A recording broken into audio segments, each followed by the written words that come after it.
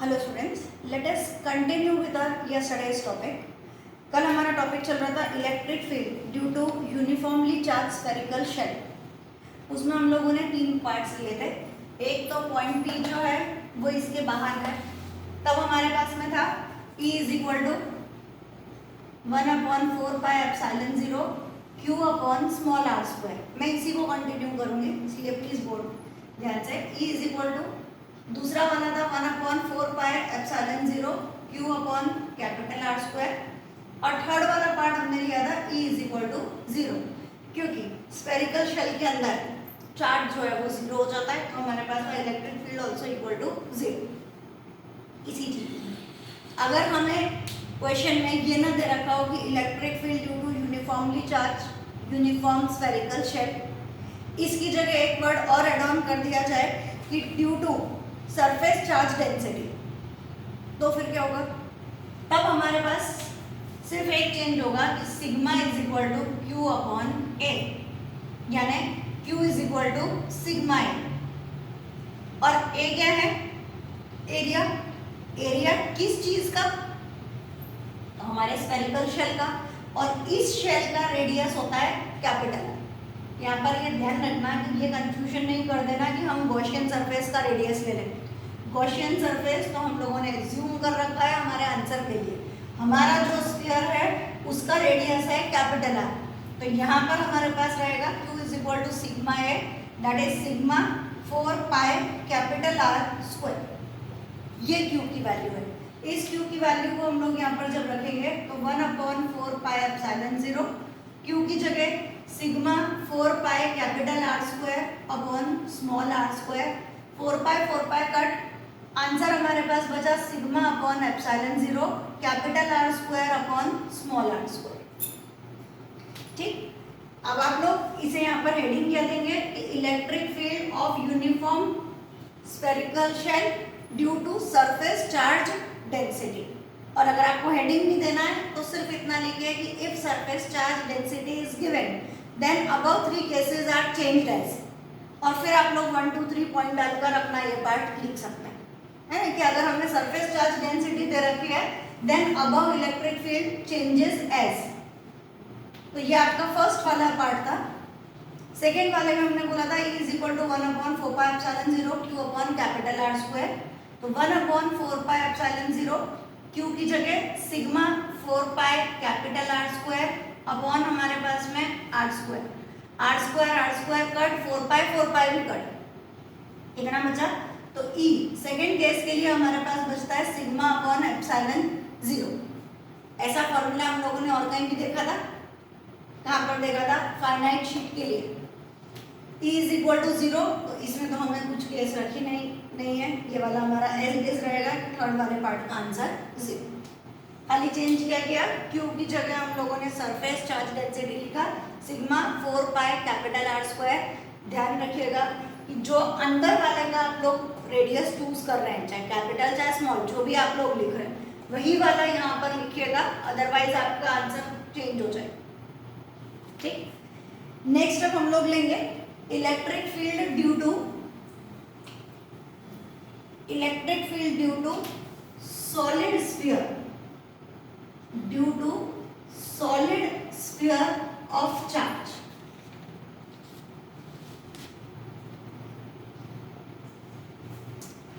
ये solid sphere of charge के लिए हमारे पास में सेम डायग्राम है कल वाला।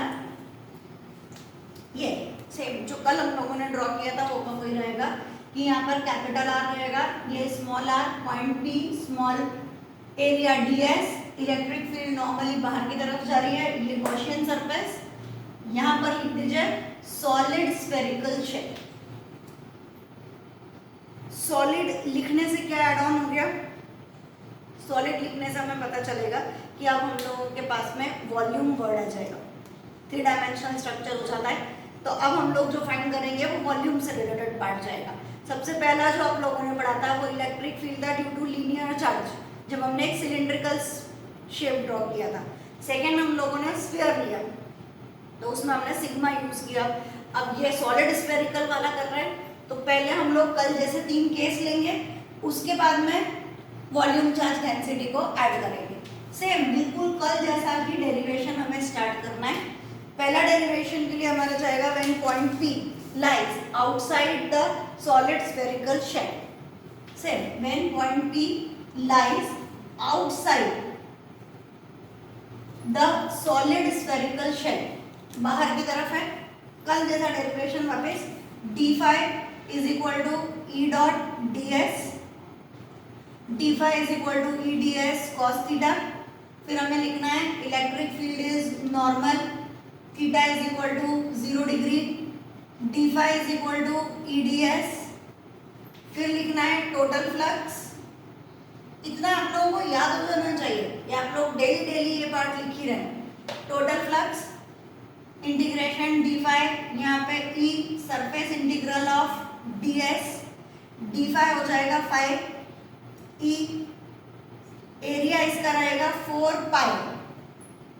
कौन सा वाला आर लिखना है हमें, यहाँ पे बाहर वाला चूज कर रहे हैं इसलिए E into 4 pi small R square. हमने लिखा है point P lies outside the solid, तो 5 के अंदर जो हम आर यूज करेंगे वो आर ये वाला जाएगा, ठीक है। उसके बाद में 5 is equal to Gauss's law Q upon, यहाँ पे लिखना है according to Gauss's theorem Q upon epsilon 0। फिर ये E into 4 pi R square is equal to Q upon epsilon 0, E is equal to 1 upon 4 pi epsilon 0 Q upon small R square. बिल्कुल same to same answer जो कल वाला था, कोई change नहीं किया हम लोगों ने इसमें, बिल्कुल ठीक। सेकेंड केस भी सेम जाएगा। सेकेंड केस हमारा रहेगा when point P lies on the surface.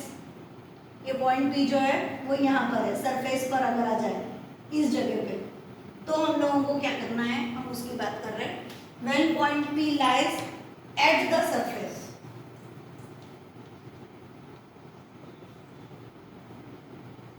ये आपका केस 2। क्या लिखेंगे, same D five is equal to E dot D S, D five is equal to E D S cos theta, normal है E D S, D five is equal to E surface integral of D S, यहाँ तक बिल्कुल same. फिर क्या change करना था, small R square की जगह आ जाएगा कैपिटल आर स्क्वायर, यहाँ पर भी आ जाएगा कैपिटल आर स्क्वायर, यहाँ पर भी आ जाएगा कैपिटल आर स्क्वायर। बढ़िया, फिर पढ़ा क्यों रहोगे ना, लिखवा देते कि कल जैसे डेरिवेशन कर लो। चाहिए थर्ड वाले पे चलते हैं। थर्ड वाला हमारा पॉइंट रहेगा when point P lies inside, lies inside, एड गायब हो जाएगा इनसाइड द सॉलिड स्फीयर। अब बात जब इनसाइड की आ रही है, तो आपके पास सिंपल जब स्फीयर हमने वर्ड यूज किया था, अंदर से खाली है, तब हम लोगों ने आंसर लिखा था Q इज इक्वल टू 0।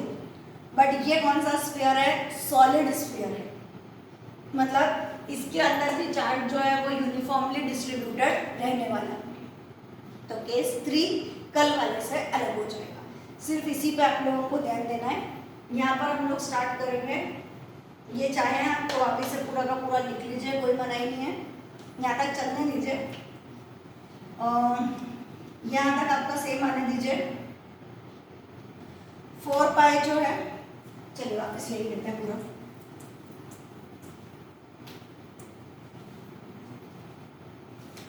हम लोग यहाँ पे लेंगे E into 4 pi small R square is equal to Q dash upon epsilon 0। क्या लिखना पड़ेगा, now the charge distributed inside the solid sphere is taken as Q dash. Q बाहर की तरफ है, तो हम लोगों ने नया चार्ज डिस्ट्रीब्यूशन लिया Q डैश। इससे हमें E की वैल्यू मिलेगी, E is equal to 1 upon 4 pi epsilon 0 Q dash upon small R square. ये हो गया, इसे इक्वेशन नंबर 1 ले लीजिए।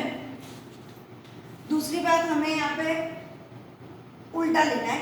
उल्टा क्या लेना है, हमें बोला गया है इनसाइड। इनसाइड का मतलब small R is less than capital R. नहीं पता चलेगा, हम ये वाला आर नहीं ले रहे। अगर आप ये वाला स्मॉल आर ले रहे हैं तो हम लाइन से बाहर निकल जाएंगे। हमें ये सरफेस से बाहर नहीं चाहिए, हमें सरफेस के अंदर चाहिए। मतलब ये वाला जो स्मॉल आर है वो यहाँ पर कहीं पर प्रेजेंट होगा, इसके हिसाब से स्मॉल आर सरफेस के बाहर जा रहा है। हमारे पास जो केस है वो स्मॉल आर या नहीं है, स्मॉल आर समवेयर इनसाइड है। हमने लिखा for small R less than capital R, पता चलेगा, ये चीज का ध्यान रखना। उसके बाद में अब हम लेंगे कि Q dash distributed all over the surface. तो क्यू डैश किसके ऊपर डिस्ट्रीब्यूटेड है, 4/3। एक minute, charge distributed per unit volume. जब हमने टोटल चार्ज लिया तो क्या क्यू था और पूरी वॉल्यूम हमारे पास है 4 पाई कैपिटल आर क्यू। अब हमारे पास चार्ज है क्यू डैश और वो कहाँ पर डिस्ट्रीब्यूटेड है, 4 पाई स्मॉल आर क्यू। पता चलेगा स्मॉल आर क्यू लिया आप लोगों के दिमाग में से, आप यहाँ हटा दीजिए, ये हो चुका हमारा। अब हमारे पास यहाँ पर भी नहीं ले रहे हम कहाँ ले रहे हैं, समवेयर इनसाइड। मुझे तो नहीं पता कहाँ, समवेयर इनसाइड। इसीलिए हम ये डायग्राम ड्रॉ करके नहीं दे सकते क्योंकि हमें भी नहीं मालूम कि हमें किस पॉइंट पर लेना है। इसलिए डायग्राम मैंने आपका वही वाला रखा है, खाली आपको यहाँ पे एक लाइन लिखना पड़ेगी कि ये जो स्मॉल आर है it is smaller than capital R, मतलब the point P lies inside the solid sphere. अपने दिमाग में से ये बाहर वाला डायग्राम निकाल देना, अंदर वाला डायग्राम रखना जो कि हम ड्रॉ नहीं कर रहे, ठीक। उसके बाद में अब हमने क्या चेंज किया, क्यू डैश लिखा। तो क्यू डैश की वैल्यू तो चाहिए हमें, तो क्यू डैश को हम लोग क्या मान रहे हैं कि charge is distributed over whole volume. तो पूरा चार्ज, ये वाला पूरा चार्ज प्लस क्यू वाला कहाँ पर डिस्ट्रीब्यूटेड है, on the solid sphere of radius capital R, Q/4 pi capital R cube is equal to थोड़ा सा चार्ज या जो भी चार्ज है क्यू डैश जो भी हो कहाँ पर डिस्ट्रीब्यूटेड है, तो 4 पाई स्मॉल आर क्यू। इससे हमें क्यू डैश की वैल्यू क्या मिली, Q dash is equal to Q, इसको 4 पाई को कट कर दीजिए, ये वाला आर क्यू और नीचे कैपिटल आर क्यू। ये वैल्यू हम लोग यहाँ पर पुट अप करने चाहिए। It is E is equal to 1/4 pi epsilon 0। Q dash की जगह हम लिखेंगे Q R cube upon capital R cube और ये वाला हमारा आर स्क्वायर। ये आर स्क्वायर से हम इसे कट करेंगे। अब हमारे पास E की वैल्यू आई 1/4 pi epsilon 0 Q R upon capital R Q. इसलिए आप लोगों को ये डेरिवेशन समझ में आना चाहिए कि ये पहले वाले से अलग। फर्स्ट केस दोनों में सेम, सेकंड केस दोनों में सेम, थर्ड केस के लिए आप लोगों को पूरा वापस करना पड़ेगा डेरिवेशन। और ये भी समझना कि स्मॉल आर क्यों लिया है, क्यों हमने क्यू डैश लिया है, थोड़ा सा एक बार वापस से देखिएगा। क्यू डैश की वैल्यू हमने चार्ज ओवर होल वॉल्यूम के हिसाब से, charge distribution over whole volume, उसके हिसाब से हम लोगों ने क्यू डैश की वैल्यू निकाली, यहाँ पर पुट अप कर। तो हमारा हुआ P lies inside the solid sphere. तीनों केस हमारे कंप्लीट होते हैं। अब सेम जैसा आज हम लोगों ने अपना पार्ट स्टार्ट किया था कि भाई हमारे पास में लीनियर चार्ज डेंसिटी वाला हो चुका, सरफेस चार्ज डेंसिटी वाला हो चुका। अब कौन सा चाहिए, चार्ज डिस्ट्रीब्यूशन। किसके ऊपर, तो हमने बोला volume charge distribution. Volume charge के लिए हम लोग लेते हैं rho is equal to Q by V, तो Q is equal to rho. इसके लिए वापिस तीनों केस को चालू करेंगे। फर्स्ट केस हमारे पास E is equal to 1/4 pi epsilon 0 Q upon small R square. Q की जगह हम लोग लिख देंगे रो वी अपॉन में आर स्क्वायर। ये हमारा फर्स्ट वाले वाला हुआ। सेकंड वाले के लिए 1/4 पाई एप्सिलॉन 0 Q अपॉन, एक मिनट हम इसे थोड़ा सा और बढ़ाएंगे, इसे पहले पूरा कंप्लीट करते हैं। E1 इज इक्वल टू ये हुआ रो वी, वी मतलब वॉल्यूम, तो volume of solid sphere it is 4/3 pi capital R Q. वापस कैपिटल आर क्यू लिखा क्योंकि जो स्फीयर हम लोगों ने बनाया था उसका रेडियस कैपिटल आर है, तो ये वाला जो वी है इसकी जगह हम लोगों ने लिखा 4/3 पाई आर क्यूब, ये वाला हमारा स्मॉल आर स्क्वायर और ये वाला 1/4 पाई एप्सिलॉन 0। ये 4 पाई कट हो गया, हमारे पास बचा E1 इज इक्वल टू, ऊपर बच रहा है रो कैपिटल आर क्यूब, नीचे बच रहा है 3 एप्सिलॉन 0 स्मॉल आर स्क्वायर। इसलिए थोड़ा सा आगे बढ़ाइए, ठीक है। सेकेंड केस लेते हैं। सेकेंड केस में हमारे पास में रहेगा E2 is equal to 1/4 pi epsilon 0 Q upon capital R square, यहाँ पर भी capital R square. E second 1/4 pi epsilon 0 rho volume की जगह 4/3 पाई कैपिटल आर क्यूब, ये वाला आर स्क्वायर और ये कट 4 पाई और 4 पाई कट। E2 की वैल्यू हमारे पास बची rho capital R upon 3 epsilon 0। Third वाले के लिए चलते हैं। थर्ड वाला हमारा यहाँ पे लिखा हुआ है E is equal to 1/4 pi epsilon 0 Q R upon R cube, it is 1/4 pi epsilon 0 Q की जगह rho into V small R upon capital R cube, उसके बाद में v की जगह 4/3 पाई कैपिटल आर क्यूब, फिर ये वाला स्मॉल आर और नीचे वाला हमारे पास ऑलरेडी प्रेजेंट है in the form of R cube 4 pi. हमारे पास आंसर बचा rho small R upon 3 epsilon 0, rho small R upon 3 epsilon 0। इसके साथ हमारे सारे डेरिवेशंस कंप्लीट होते हैं। थियोरेटिकल पार्ट हमारे पास में जो भी डेरिवेशन से रिलेटेड इस चैप्टर के अंदर था वो कंप्लीट हुआ। अब हम लोग नेक्स्ट जब चालू करेंगे तो टेक्स्ट बुक के न्यूमेरिकल्स हम लोग कंप्लीट करेंगे, then we will start with chapter number 2। We have already done some numericals of text book. Today now we will start with question number 15. Question number 15 is consider a uniform electric field E is equal to 3 into 10 raised to 3 vector E is equal to 3 into 10 raised to 3 I cap Newton per coulomb. Yes, it is 3 into 10 raised to 3 I cap Newton per coulomb. First question is what is the flux of this field through a square of 10 centimeter on a side. हमें flux find करना है। Square की side हमें दे रखी है 10 centimetre, जिसे हम लिखेंगे 10 into 10 raised to -2 metre, whose plane is parallel to the yz plane. और सेकेंड क्वेश्चन है what is the flux through same square. ये फर्स्ट।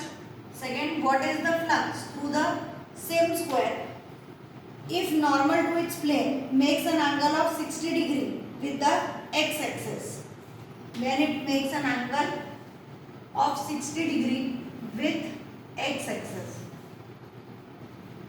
ये दो क्वेश्चन हमारे पास में हैं। हमने स्क्वायर, वैसे आपको डायग्राम की इसमें कोई ज़रूरत है नहीं कि आप लोगों को क्वेश्चन के लिए कोई डायग्राम चाहिए, बट स्टिल अगर हम लोग लेते हैं तो एक्स वाई प्लेन के पैरेलल हमें ई को दिखाना है। हमने लिखा E phi is equal to E dot ds। E हमारे पास है 3 into 10 raised to 3 I cap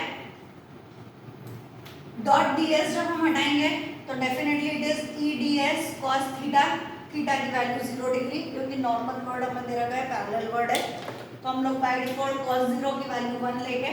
E ds E हमारे पास है 3 into 10 raised to 3 I cap ds area of square is equal to a square, यानी 10 into 10 raised to -2 का whole square. अब जब हम यहाँ पर वैल्यू पुट अप करेंगे 10 इंटू 10⁻² का होल स्क्वायर, तो हमें कौन सा प्लेन यहाँ पर दिया हुआ है? They have given in YZ plane. YZ plane का एरिया हमें मिलेगा इन आई कैप। और जब आप ये कर रहे हैं तो यहाँ पे मुझसे गलती हुई, यहाँ पे मल्टीप्लाई मतलब क्रॉस मत शो करिए, डॉट ही दिखाइए तो हमारे लिए ज़्यादा बेटर रहेगा। या फिर कुछ भी मत करिए क्योंकि हम लोग यहाँ ऑलरेडी cos 0 पढ़ चुके हैं, तो यहाँ कुछ भी मत करिए जिससे हमें पता चले कि हम i इंटू आई कर रहे हैं। तो i इंटू आई हमारे पास 1 हो जाएगा। It is 3 into 10⁻³ into 100 into 10⁻⁻4, जो भी आपके पास आंसर बचता है लिख लीजिए। It is 30 E dot ds। E की यूनिट होती है न्यूटन पर coulomb, this is metre square, तो न्यूटन मीटर स्क्वायर पर कूलम, ये हमारे पास फाई की वैल्यू आ गई। दूसरा हमें पूछा गया है कि find phi for the same square if angle is 60 degree. यहाँ पर हम लोग लेंगे E dot ds, E ds cos 60 degree. cos 60 degree की वैल्यू आप लोग पुट अप करेंगे, दैट इज 1/2। यहाँ पर इंटू 1/2 कर दीजिए, यहाँ पर भी 1/2 हो जाएगा, इंटू 1/2, तो हमारे पास आंसर आ जाएगा 15 न्यूटन पर coulomb metre square, newton metre square पर कूलम। ये हमारा question number 15। Next question number 16।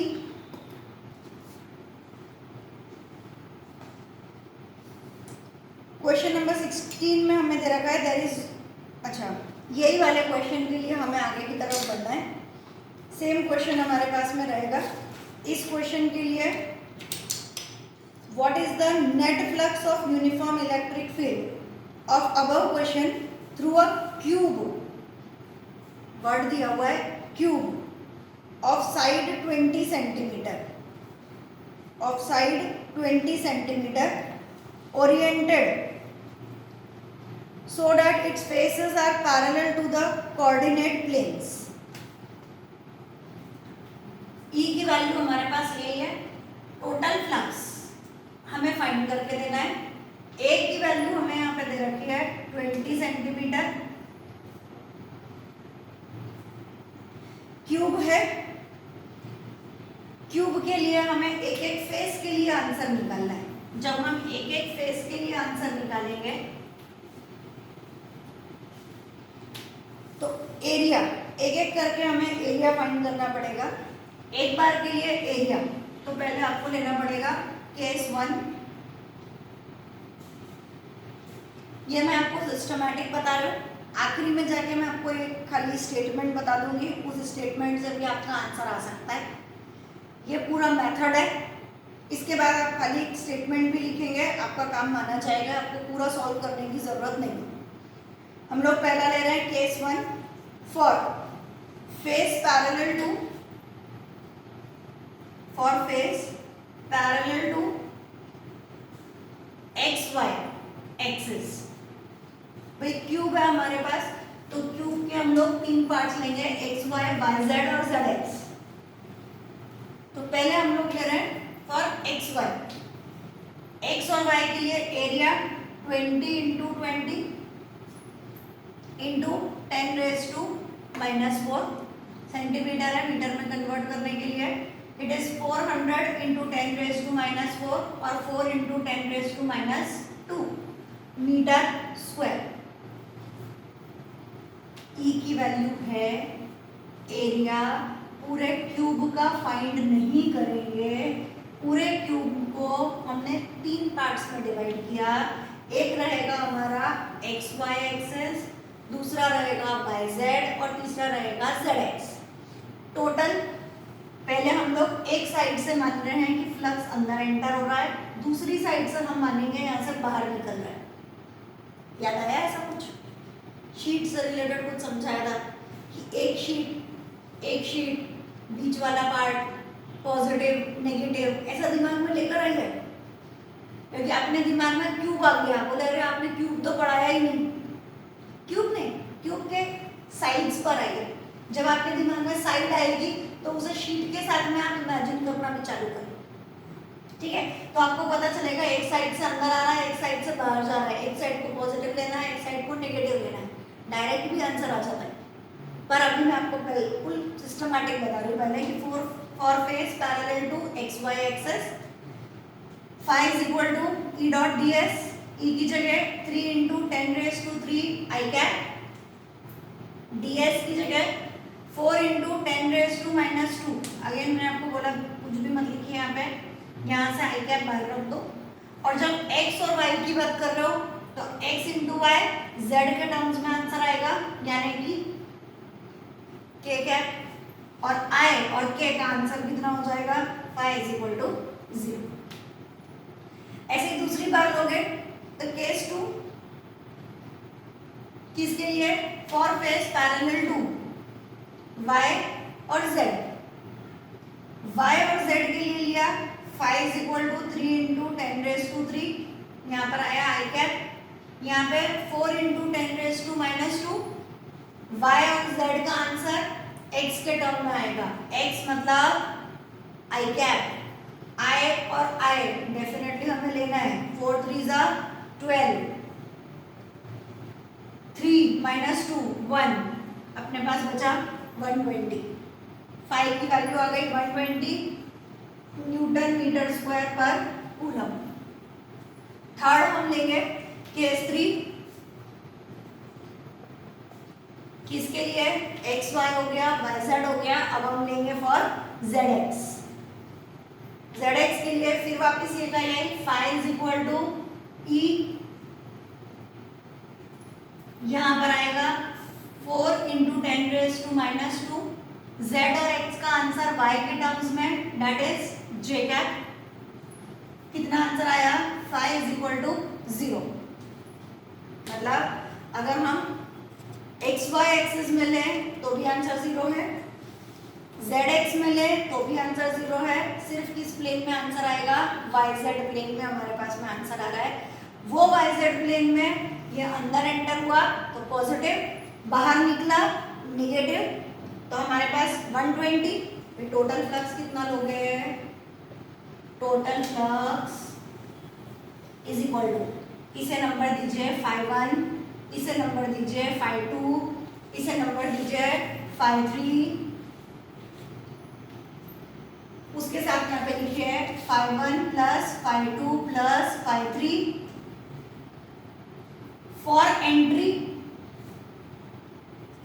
And φ1 dash plus φ2 dash plus φ3 dash for exit, अंदर आने वाला भी और बाहर जाने वाला भी। तो φ1 का आंसर हमारे पास 0 है, खत्म हो गई बात। φ3 का आंसर भी हमारे पास में 0 है, खत्म हो गई बात। φ2 हमारे पास है एक +20, दूसरा -120, 120 - 120 कट, फाइनल आंसर 0। तो अगर आप स्टेटमेंट भी लिखोगे तो ये पूरा सॉल्व ना करके आप एक स्टेटमेंट लिख सकते हैं, वो आप नोट डाउन कर लीजिए। In each plane there is a set of 2 faces of the cube, full stop, through one face electric flux enters and through the other face an equal flux leaves, जितना अंदर आ रहा है उतना बाहर जाएगा, equal flux leaves, therefore phi is equal to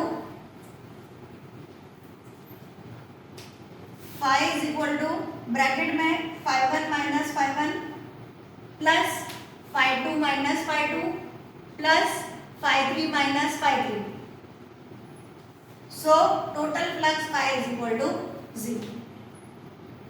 पूरा आपको solve इसलिए करवाया कि कभी अगर खाली एक फेस के बारे में पूछा है तो आपको मेथड पता होना चाहिए कि एक फेस के लिए इस तरह से निकालते हैं। टोटल क्यूब का पूछा है तो आप स्टेटमेंट लिख के अगर इतना आंसर भी लिखते हैं डेफिनेटली वैलिड आंसर है, आपको पूरा सॉल्व करने की जरूरत नहीं। आज के लिए इतना ही।